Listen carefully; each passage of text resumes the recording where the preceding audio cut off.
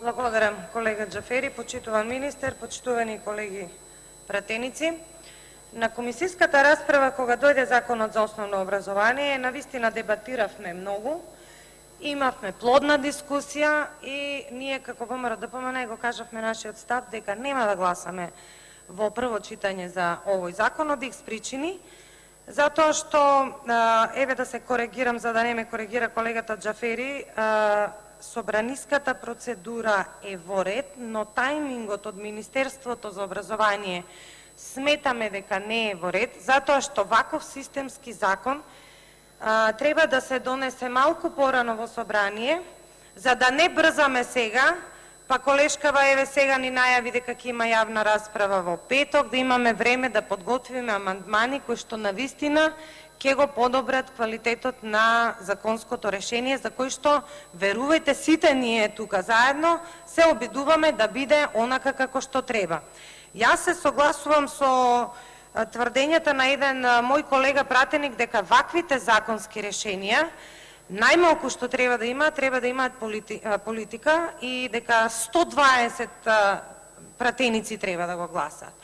Но вие, почитуван министер, не сте, предпоставувам, мислеле на таа девиза и затоа во тие јавни расправи кои што вие ги кажувате дека сте ги, верувам дека сте ги правеле по општините, требало да ги вклучите и опозицијата, да ги слушнете нашите мислења и нашите ставови, но и некои мислења и ставови кои што ги имаат невладини организации, просветни работници и други институции кои што, гледам, во законското решение не се инкорпорирани.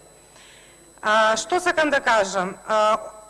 Комплетно гледано, Законот за основно образование, како што каже и колегата Стеван Анџија, ги има тие пилари кои што ние како ВМРО-ДПМН во нашата програма сме ги предвиделе и тоа го поздравуваме, како што е концептот за физичко образование од прво до четврто оделение и вработување и така натаму. Но она што ние гласно го говориме, а опозицијата го молчи, се неколку работи кои што на јавноста треба да им биде јасна, а тоа е дека за време на протестите кога го искористија, поттикнаа незадоволството на наставниците и родителите, значи, што ветува во програмата нивна, сега вие сте ставен да ги браните, но факт е дека ветија намален фонд на часови, иако ние тогаш, како власт, говоревме дека фондот на часови, кој што го изучуваат учениците, е согласно европските стандарди и еве како што вие говорите дека УНИЦЕФ, согласно анализата која што сте ја направиле, вели дека нашите ученици имаат 900 часови помалку од потребните. Значи, фондот на часови, тие се три основни постулати на кои што колегите од оваа страна, кога протестираа, односно го искористија гневот, па и поттикнаа, би рекла, гневот на наставните, на просветните работници, на учениците, родителите и голем број на засегнати страни, ветуваа, фондот на часови ќе биде скратен, дневникот ќе биде укинат и екстерното тестирање кое што го направија, нели, дека ќе биде укинато. Но, треба наставниците и родителите да знаат дека фондот на часови останува ист, и тоа го поздравувам, така треба. Дневникот не ви беше во функција се до март месец, коригирајте ме ако грешам, март-април месец, и тој останува и треба да остане, затоа што дневникот е измислен за икс ситуации, информации на родителите и така натаму.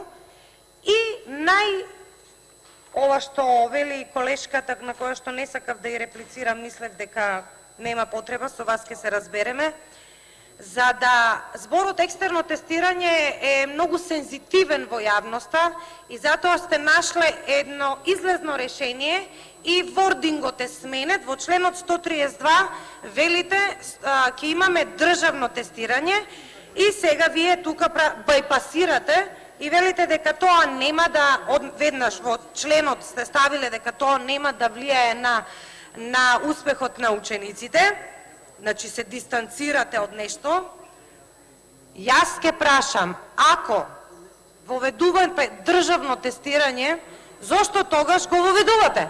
Ако тоа немаме фидбек, ние мора да имаме како држава фидбек. И како ќе ги натерате?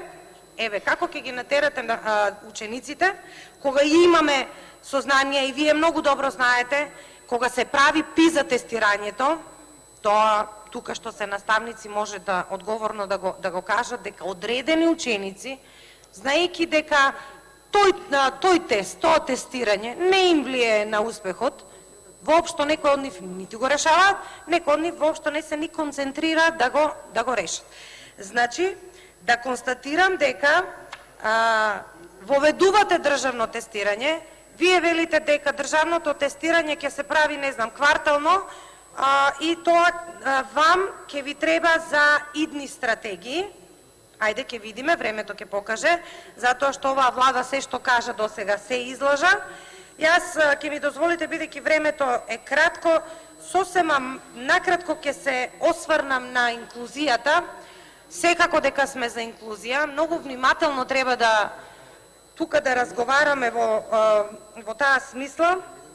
Само тука ќе го потенцирам и не знам вие како министерство дали сте го виделе одговорот што го има дадено заменик народниот правобранител, а по однос на целосната инклузија, значи ние како општество, да, се согласувам дека треба да имаме целосна инклузија, но дали ние, прво физички, нашите училишта се спремни, и еве што вели заменик народниот правобранител, не знам ова дали сте го имале во предвид. Она што дополнително не загрижува е тоа што нацрт законот во вид на предлог закон влезе во собраниска процедура и се очекува негово донесување. Во нацрт законот ние не видовме преодни и завршни одредби во делот на тоа кога ќе стапи во сила. Тоа значи дека ако законот влезе во сила со неговото донесување и ќе важи од новата учебна година, прашањето е, значи тука е клучното прашање, дали сме ние подготвени на вистина инклузивно да делуваме. Се тоа е исто или слично со моето прашање на комисијата за образование кога имавме. Вашиот план како министер е овој закон да се донесе сега, за да почне да влезе во сила од 1 септември, но овде имате и формално правна дупка, би рекла. Зошто?